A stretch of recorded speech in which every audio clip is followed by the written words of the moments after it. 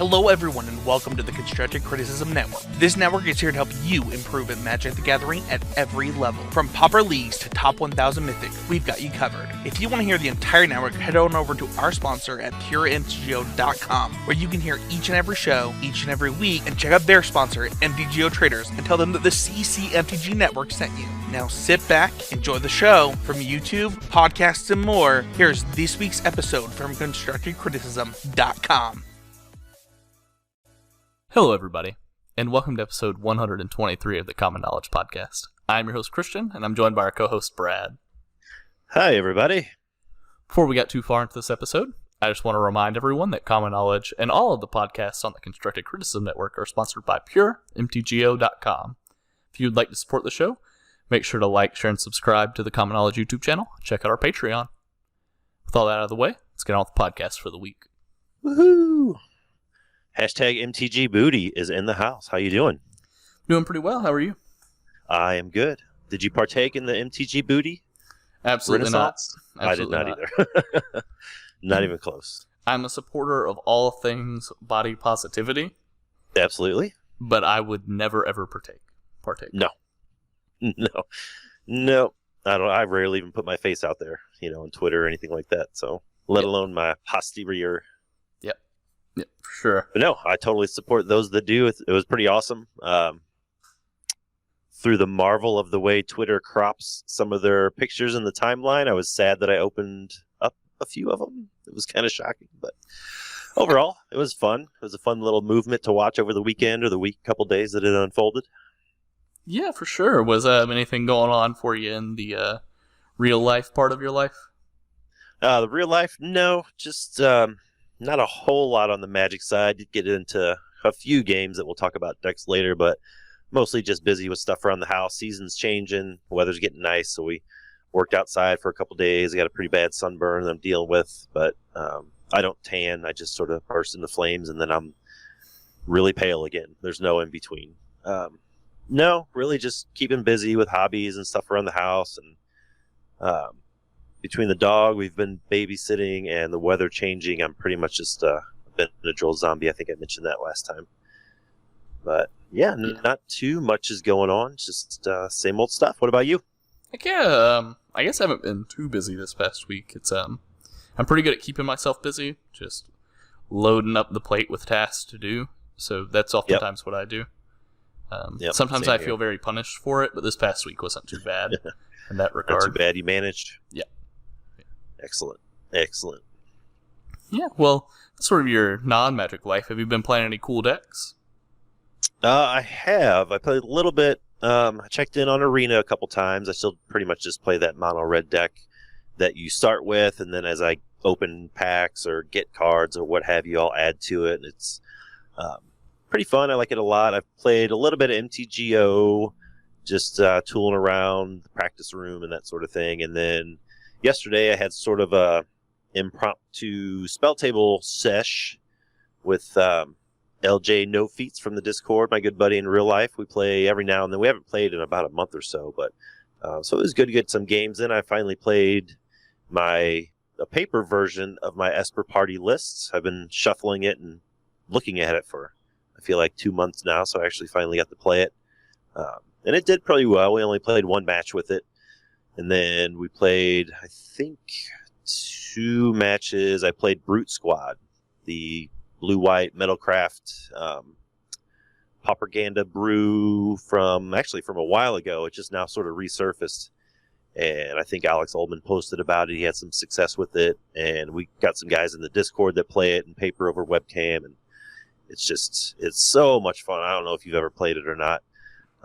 It's silly. It's almost Affinity silly how quick you can just sort of put everything out on the table and swing in for a bunch of damage, if you like that sort of thing.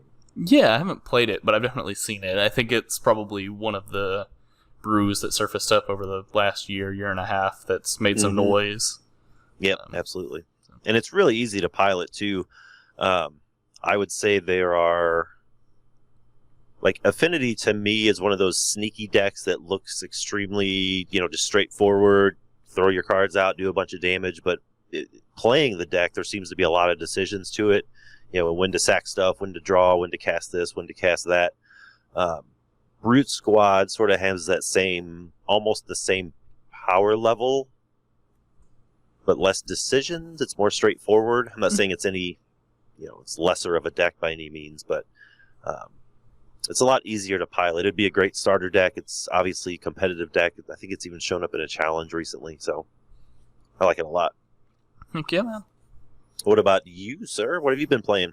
Yeah, in the show notes, I just have the word Reanimator and then the colon, close parentheses, smiley face. Yep, not even a space. It's just Reanimator Smile. Yeah, we getting closer to Strixhaven being released on MTGO, to my knowledge. And I'm getting pretty hyped for that. Ready to try out some of the new cards, see some of the cool, what I think are going to be red-black aggro decks with sometimes just like an oops, I win button. Yep, absolutely. I think it hits MTGO on the 15th, if I'm correct. So it's next week. Yeah. So, being excited for that. I've just, been playing my favorite deck, just waiting, because I'm pretty sure there's going to be a red-black deck that, like I said, is going to be really aggressive that I'm going to end up liking. I think it's going to be really good. Yep. So just playing Reanimator until I find a list of that looks cool to me. I assume you're hinting at like the first day of class combos that everyone's sort of been talking about. Yeah, for sure. I think first day of class, carry and feeder combos are going to be impact trimmers, that sort of thing with persist. Yep. Yeah, and I think that we'll find that that's probably going to be most serviceable in a relatively aggressive shell. Yeah. Where the main game plan is get them dead quickly, and then as quick as possible. Yep. It's funny that you put so much time into Reanimator. In the show notes, I actually deleted it out right before, just about an hour or so ago. One of my, banter topics or whatever was actually how graveyards are and have been performing in the current meta. I feel like graveyard strategies are fairly good at the moment. Obviously, Reanimator is a graveyard deck, period. Mm-hmm. Would you agree with that statement that graveyards are pretty good right now? I mean, just looking at some of the challenge data and league data, there's not a ton of graveyard hate, say, in the sideboards like there used to be. Yeah, so I would say that graveyard decks are generally pretty good. Part of the reason why is because outside of the Izzet decks, and then I think, in challenges, Tron shows up a little bit more than it does in leagues. But outside of those decks, counter spells really aren't around too much. Mm-hmm. And so the really fast use your graveyard as a combo sort of deal decks, I think, are really good when counter spells aren't a thing to actually stop the finish. Right. And then I think just the classic grind value out of my graveyard is really good right now. The green-red decks are playing Pulse of Marasa as I'm going to cast Boarding Party, and you're going to Lightning Bolt it, and then I'm just going to put it back into my hand on your end step. And, right. That coming out of Jund or Ramp is super strong. All the cool flashback cards are still really good. Mm-hmm. Obviously, Garmag Angler shows up every now and again, which isn't necessarily a graveyard strategy type of card, but it requires you to have a full graveyard. Right, exactly. I would say that the graveyard's pretty good. Yeah, even the Cycling Storm decks, I mean, their graveyard is essentially their library at certain points in the game. Yeah. And once that started showing up, that's when it sort of tipped me off that, graveyards might actually be, quote unquote, safe at the moment. Yeah. I think I did the numbers last week, just a quick cursory glance over the most recent challenge. I think there was maybe 8 or 10 copies of Relic of Progenitus in the top 32, a couple spell bombs, a couple Fairy Macabre, but nothing crazy, not like people aren't sideboarding or trying to attack these graveyard strategies, which I think makes them pretty good right now. Something like Reanimator could put up really good numbers, or even Tortured Existence if you're willing to put in the work, the click-through work on MTGO to make it work. I think that could be pretty good right now. Mm-hmm. Definitely agree. I don't know. I don't have much experience with Tortured Existence, so I won't really speak on that one. Right. But what I have been playing of Reanimator this past week has felt really strong. Good deal. Yeah, I didn't mean to get too off topic, but that's just funny. That's what you were playing, and I had that whole note written out there about graveyards, so I thought I'd bring it up. Yeah, well, I know that that's not what our main topic was, but you sort of alluded to it. What is our main topic? This week, we're going to start talking about, I think over the next few weeks, maybe the next couple months, maybe alternate shows, we're going to start talking about the different archetypes or different strategies in Magic/Pauper.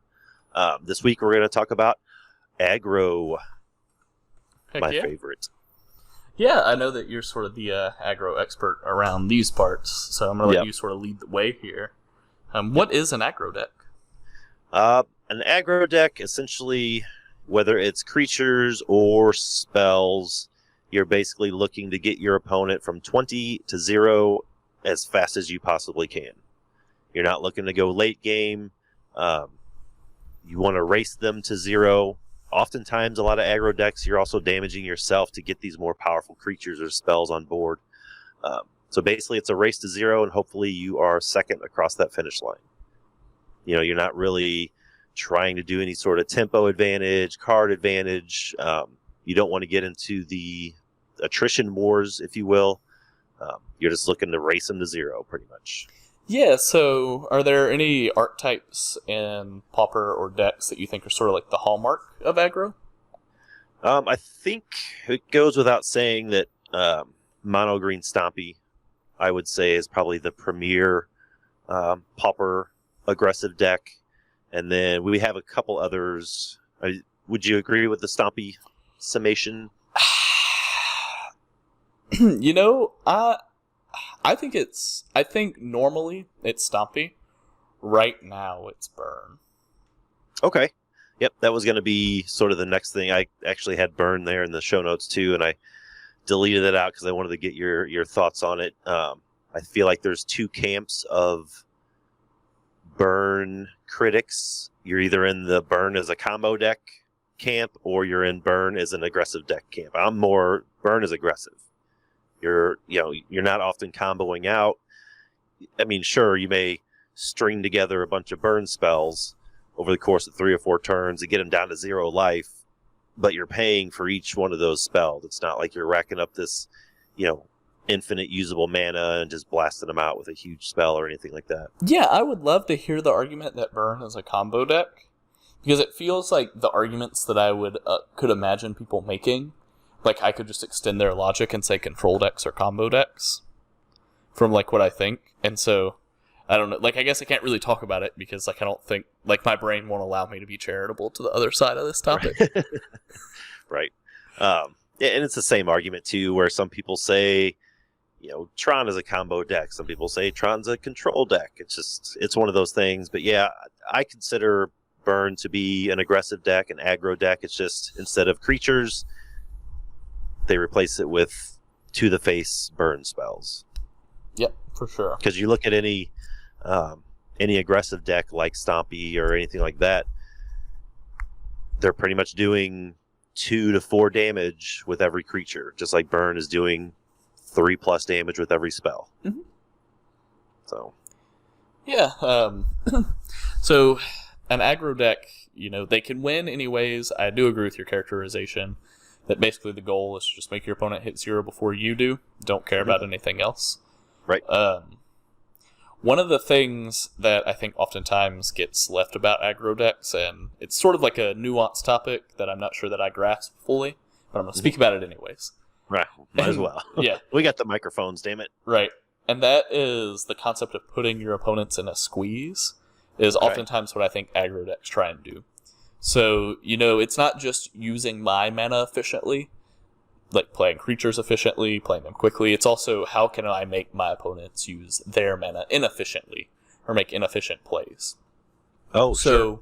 For example, using your mana most efficiently would be to play all of your creatures really quickly, right? And try and get your opponent dead. Mm-hmm. But then your opponent gets to use their mana really efficiently on turn 3 and cast Fiery Cannonade. Right. To wipe out your entire board and your entire hand.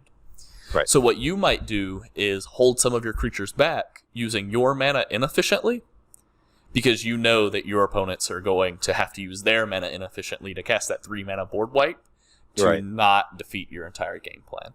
If that makes any sense.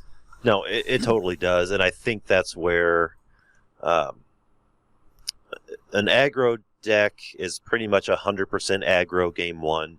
Mhm. I think games 2 and 3, they're probably 70 to 80% aggro. The rest is, tempo or protection, that sort of thing, to keep their game plan alive. I know we talked about it on the sideboarding episode, but I think what you said is pretty much right. And there's also a trick, not a trick, but a strategy to sort of bait your opponents into using their mana inefficiently. Mhm.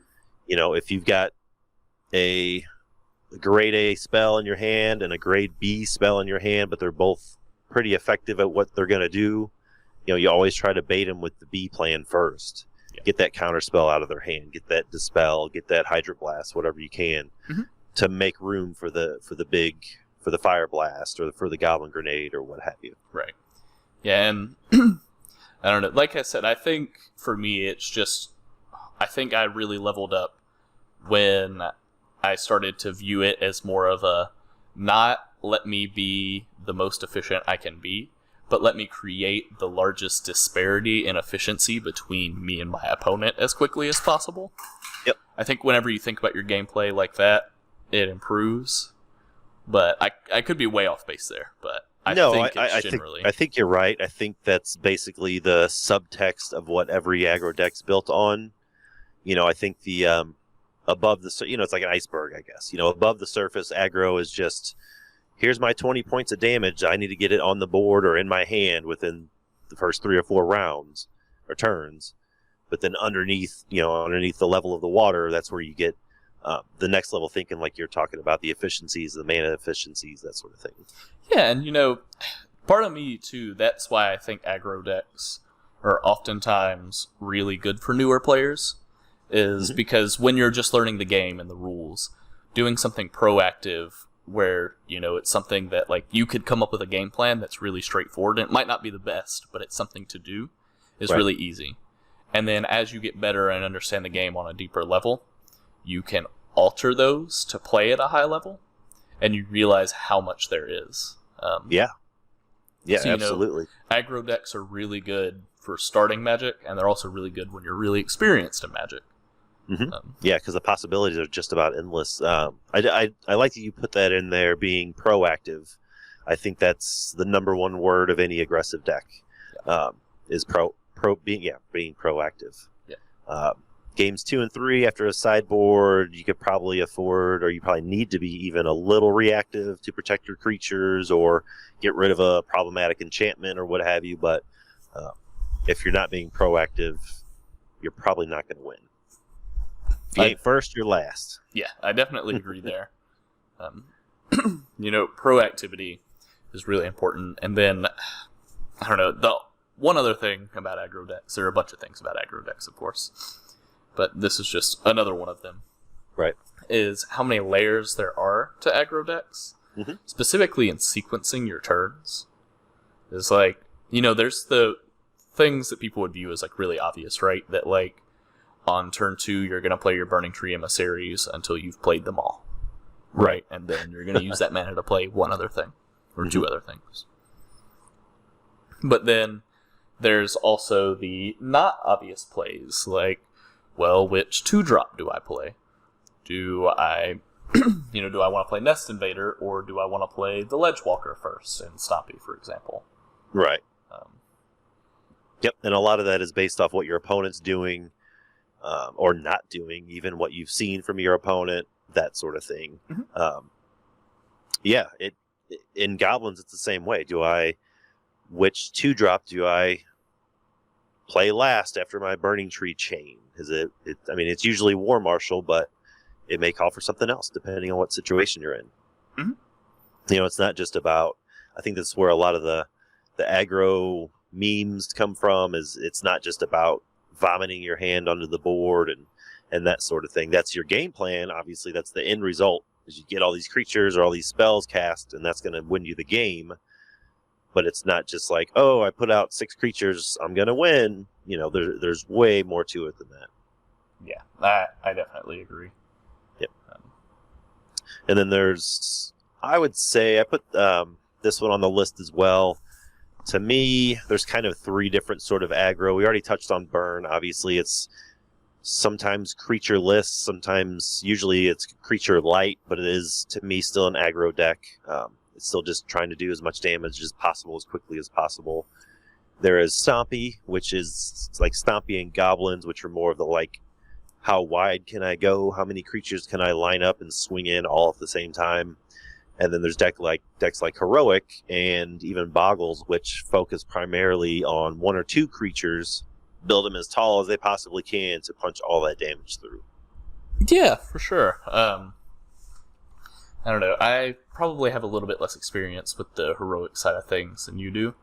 But it's a slightly different take on aggro, because oftentimes, instead of doing a bunch of stuff that directly impacts your board state, putting your opponent in a squeeze, or your opponent's life total, putting them in a squeeze that way, it will just try and make it to where eventually you're one creature and validates all of your opponent's cards, I think is a really good way to put it. Yep. By either making it hexproof or really big, or both. Or both, yeah. I think one of the problems with Heroic being an aggro deck, because Heroic and Boggles are sort of the same thing. You're going big on 1 or 2 creatures, putting all your pants in one basket, trying to get those through. Heroic really suffers because it doesn't really get hexproof. So if your opponent has a way to snap or bounce or unsummon 1 or both of your creatures, you're pretty much starting from 0. Yeah. Whereas in Stompy, Stompy, Goblins, anything like that, if you've got a board full of creatures, they can only really get rid of, at most, a playset if they Echoing Truth, and you've cast all of them. Yep. So I think the ones like Stompy, for example, in particular, is a little more traditional aggro, but things like Heroic and Boggles are still looking to win by turn 4, by turn 5 at the latest. Yeah, so the way that you described it is whenever you say, the problems with Heroic, and to a lesser extent Boggles, is that it only takes 1 well-timed card, whether that be Sacrifice Effect or Bounce Effect, to beat this deck. If that's the case, what sort of metas would you be looking for to play that over your traditional Burn, or Stompy, or Goblins, or the Zombies deck? For that, Heroic and Boggles are pretty different. Boggles, I would say, anytime I'm looking to play Boggles, it's in a meta that you have decks at the top of the format that aren't really doing much until they hit turn 4 or 5 via Cascade or just big creatures, that sort of thing. Or when Tron is dominant, when it's top 8ing challenges every weekend, I think that's when something like Boggles could really do some damage, because Boggles doesn't care about Stonehorn Dignitary. Since we got rammed through, a lot of people play Essence Harvest as well. It just doesn't really care. So I look for more of a heavy control / Tron meta to play Boggles in. And then Heroic, I don't know. Honestly, that one's always a tricky one for me, because it doesn't seem to have any particular matchup that it's really stellar at. I know that there's plenty of life gain in Heroic, so if you think something like Burn is going to be relevant or prevalent in your league or at your LGS or in the leagues or challenges, I think Heroic's probably a decent choice as well. Yeah, so that was going to be a similar answer that I was going to have, is that to me, Heroic is really good by aggressively dominated metas, and then Boggles is oftentimes really good in the opposite, control-dominated metas. Right. And so if you were looking to play an aggro deck, if the meta was on an extreme end, I would play one of those Go Tall style aggro decks. Yep. And the more centralized things come, I think that's when you have to start looking at stuff like Goblins and Zombies. And then once you get even closer to the center, then you have to start looking into Stompy, Burn, stuff like that. Yep, absolutely. I think that's a pretty good way to put it. I wish we had some sort of graphic. Maybe I need to put something together. That'd be awesome to kind of show, like not a timeline, but just a graphic of pretty much what you just described. That's a good way to put it.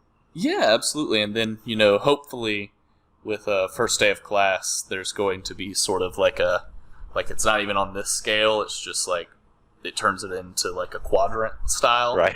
Where it's like, well, sometimes you want to play a deck that's really aggressive, but also has like a combo win. And so, it's Right. sort of like this would be really good in a meta where you're wanting to get under your opponent. But if you're unable to get under them, then maybe you can put them into a mana squeeze where you're just doing so many things that you just get them with the combo. Right. As much as I love Heroic, it was one of the first decks I played in Pauper. It's one of my favorite ones. I don't often find myself saying, this is a good meta for Heroic. You know what I mean? Where I'll find myself at least once a month going, Boggles is going to do some damage this weekend, or I should run Boggles through a league because I feel like it's a good time for it.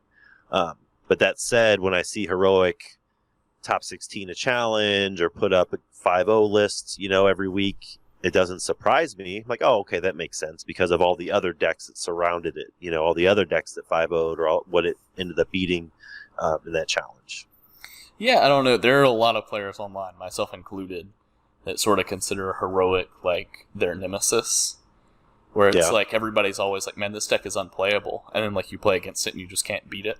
Yeah, sometimes it is truly unbeatable. It has all the answers. It's crazy how good that deck can be sometimes.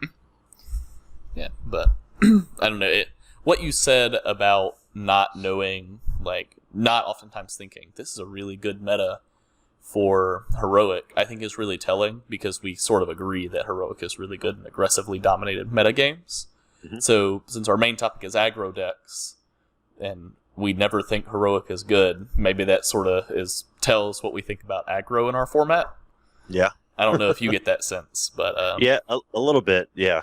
I know what you're saying. Yeah. It's in that weird... It occupies the weird space. A weird space in our format, I think. Yeah, it's... I think Pauper is a heavily interactive format, and it's a format with a lot of tempo-style decks and a lot of control-style decks, and then everything else. Right.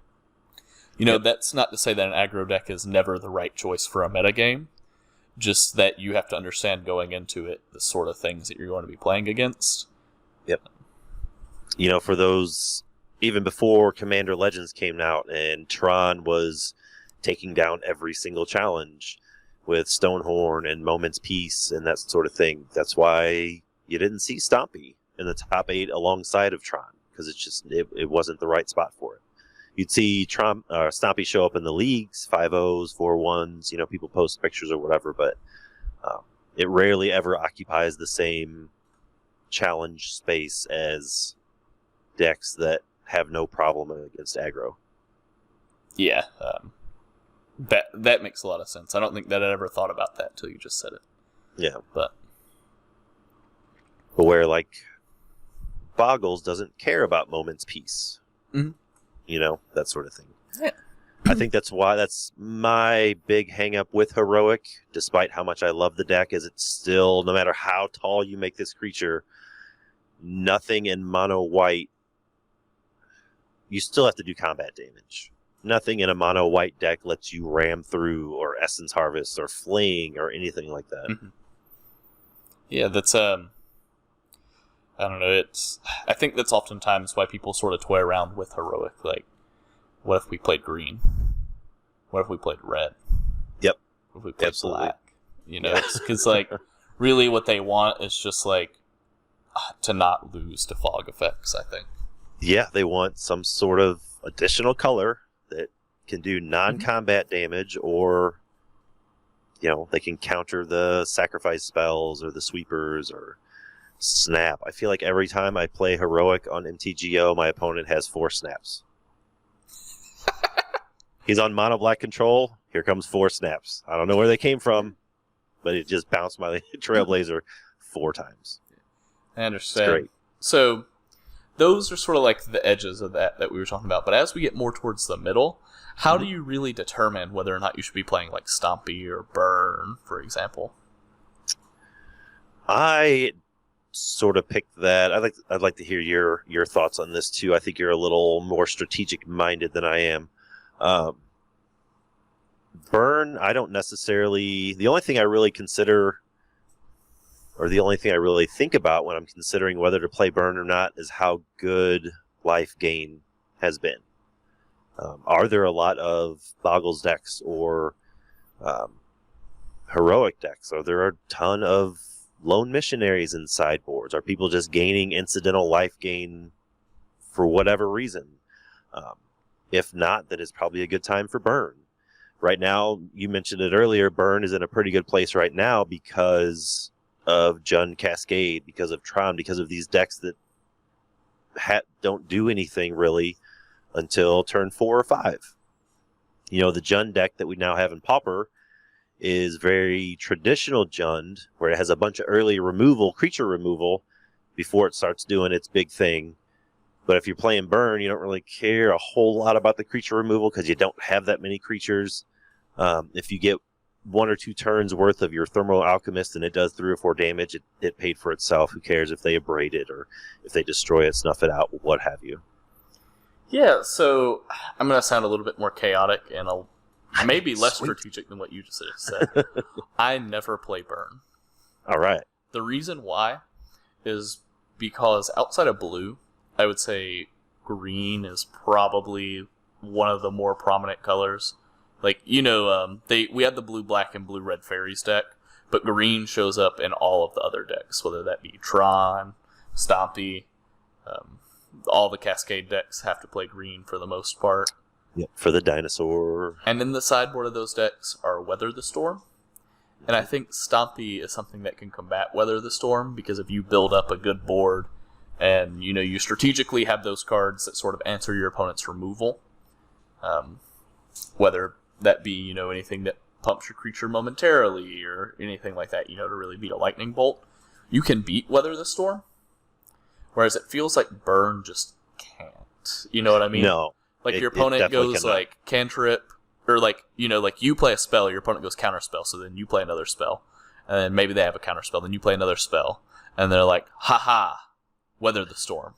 For 15. Yeah, and then like it doesn't even have to be that crazy, like if they're playing like Tron, for example, they could go literally cantrip, Weather the Storm. And it's just like, man. Yeah, brutal. Like, because they only need that 6 to 9 life to buy them 2 or 3 more turns, and that's all they need. Now, there are ways to play around and through Weather the Storm sometimes when you play burn.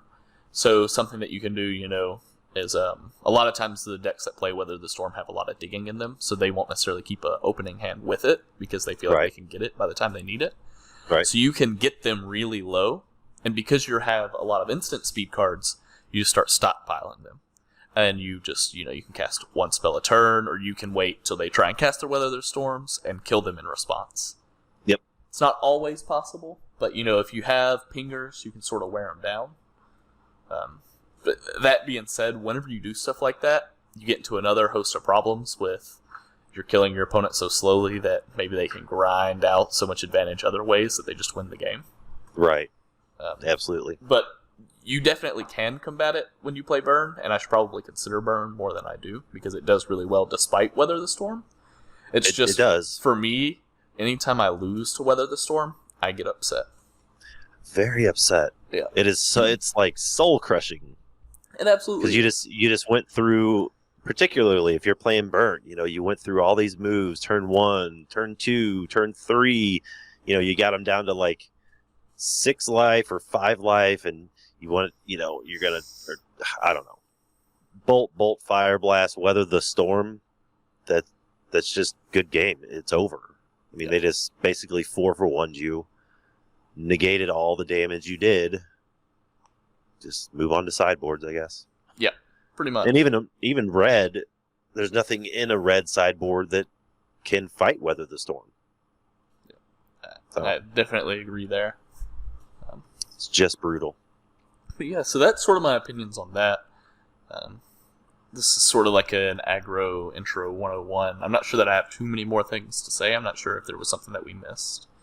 Maybe you did ask about how to identify a meta that would be good for Stompy. That's true. Now we'll sort of flip the tables here. I rarely play Stompy. Okay. Honestly, I think it was June or July, maybe even August of last year, before I realized Stompy had been playing Silhana Ledgewalker. I was like, oh, that's a new addition. And I was talking to somebody, and they're like, "Where have you been?" It's been in the deck for forever.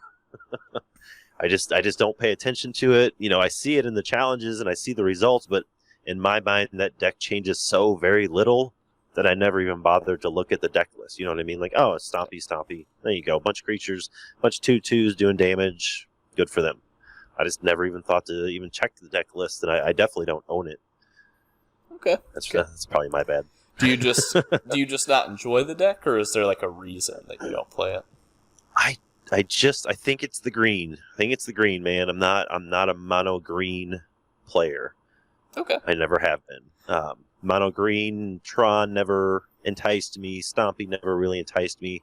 I played elves for a hot minute back in the day, like maybe for a year total. I don't know. It's my least favorite color to play in a mono version of that deck. Yeah, I mean, I can dig it. But could I sell you on maybe green-black Stompy? Yeah, 100%. What about Jund? Can we call it black green Stompy? Yeah, what about Jund Stompy? Yes. Jund anything. Yes. You fell for my trap. That's just Stompy with Burning Tree Emissary and Vault Scourge. Wah, wah, wah. Yeah, I get it with Stompy. I think oftentimes people think that deck is boring, I guess I'd put it. Maybe. Personally, I don't think so. I think it's fun, but it looks hella fun. I've lost to it enough times to even be entertained on the wrong side of the table from it. When they're burning tree, whatever, and the game's over at that point. It's still amusing to watch. I think a lot of it. Actually, I don't really know what the mental hang-up is with it. I just don't particularly enjoy it. Yeah. Not my cup of tea. I'll just go ahead and give you the worst line, which is Burning Tree, Weather the Storm. Yeah, that's a scoop. Right? Yep. That's when you scoop and go hit the vending machine and wait for the next round. All right. Well, I guess it's going to do it for our 101 on Aggro. Yeah, I don't know. The only other thing I was going to bring up is kind of the same thing I brought up about Burn, where you got the people in the combo camp and people in the aggressive camp. Where do you fall on elves? Is it a combo deck or is it an aggressive deck? I would say it's a combo deck. The reason why is because elves can win a lot of ways that are not combat damage, and I would say that the main function of that deck is getting a lot of mana. Very rapidly. That being said, now that I'm thinking about it, I think if we go by the previous definition of aggro that I sort of mentioned at the beginning of this, which is not use your mana or play your deck in an efficient way, but create an efficiency disparity. Right. Maybe I'm leaning more towards aggro now. I don't know. I'd have to think about it. You messed me up with this one. I knew it'd be a curveball. I'm not really sure where I fall on it either. It definitely has... I've seen it happen. I've lost to it where it's just every turn they're putting out exponentially more creatures until they just overrun you. And then I've also been on the other side of it where they combo kill you with Harsh Sustenance and all this other stuff on turn 4 or whatever. So I think maybe it can be built one of two ways. It can be built as a more combo side. It can be built more of an aggressive side. But we'll have to have a elves expert on the show one day. Yeah, now I have a question for you. Using that definition of something proactive that creates the efficiency disparity, these Ponza decks are totally aggro decks, right?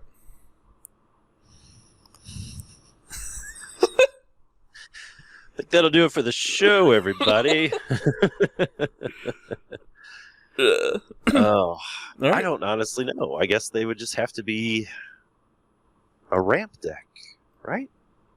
Well, so they're very proactive, right? Because they're destroying your opponent's lands, and you're playing something to win.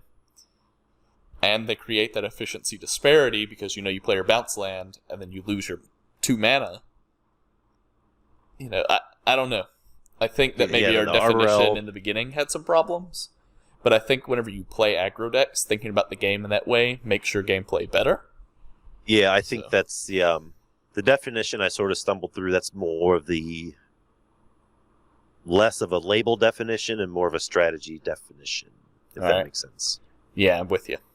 All right. Maybe Ponza decks are ramp combo. Maybe they're Rambo. Let's think about it. I like that. I like where we're going. The intersection of archetypes is something that happens everywhere in Magic. I think yes, absolutely. This is another example of that. Yep, and it's I feel like it's more prevalent in Pauper, maybe just because that's my format. But it's you end up having to brew a lot or mix a lot of different archetypes or strategies together when the answers of your format are better than the threats. Yep, I agree. But with that, let's get on with the Q&As because this is making my head hurt. Yep, we got a couple of them this week. Yep. You want to take the first one? Yeah, so this is by Turner Wentzine. Besides Slivers and Fairies, what tribe has the most viability for a new player to transition from Kitchen Table to formal Pauper? And what does Pauper Merfolk look like? I have my answer for the first one right away. The second one I just don't have an answer for. What about you? Do you know what Pauper Merfolk looks like? I don't think it looks like anything. We have Merfolk, and I think that's about as far as we can take it. Okay.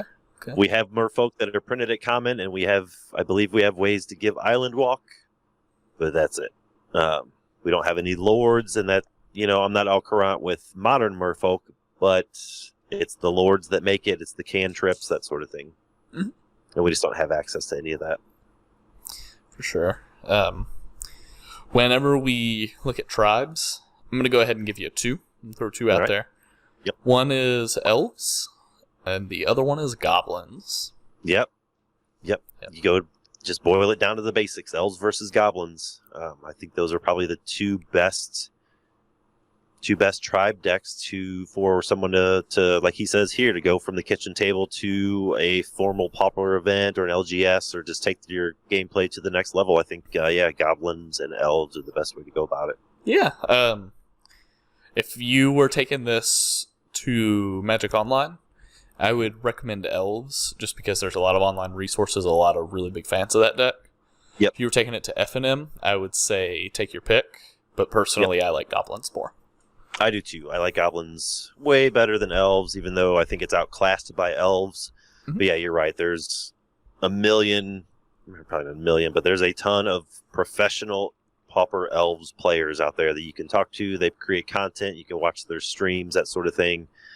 I can't think of one person that is a goblin expert, if that makes sense. Yeah. A lot of people play goblins. They probably play goblins. Like, I love playing goblins. But I think a lot of people play goblins the way that maybe you or someone else plays Burn. It's like, I'll pick that up for the week or whatever. This seems like fun. Let me break from my norm, sort of thing. Yeah. Did you want to tackle the next question? I sure do. Comes from our buddy Big B, friend of the show. He asks, how would you make Mono Blue Fairies a casual deck? Mono Blue Fairies is already a casual deck. Shots fired. I'm not sure if you have an answer to this one. My real answer is I just don't know. I think that was a pretty damn good answer. I don't really know either. You would almost just have to have some blue pet cards or some blue cards that you've been wanting to play forever that don't see play on the competitive side, and jam them in there, and you got something. I see it. Yeah. Actually, I did this when I thought Raven Form was going to be a good card. Okay. And I played that in Mono Blue. That made that deck very stress casual. Test. Yeah. And you amassed some casual losses, I imagine. Oh yeah, I did. Anything like Raven's Form, just because it's neat, you think it's strong. Mantle of Tides is another one. It's very popular. It's sort of dirtily, but I love it. It's equipment, it buffs your creatures, that sort of thing. Sunken City, the blue enchantment that gives all blue creatures +1/+1. It's very casual. It can be very strong and overwhelming, unless you're playing some sort of mirror or a blue heavy deck. But I don't know. I think anything like that, honestly. I think to make something more casual, it's just jam in some pet cards. Yep, that's a pretty good way to put it. But yeah, guess that's going to go ahead and do it for this episode of Common Knowledge. If you want to get in touch with us, Brad, where can they find you at? I am on Twitter at Popper_B, and I am going to be on MTGO a lot more coming soon at BradDrackV. Yeah, I'm pretty much everywhere at JustGuyDad, where you guys can shoot us an email at commonknowledgemtg@gmail.com.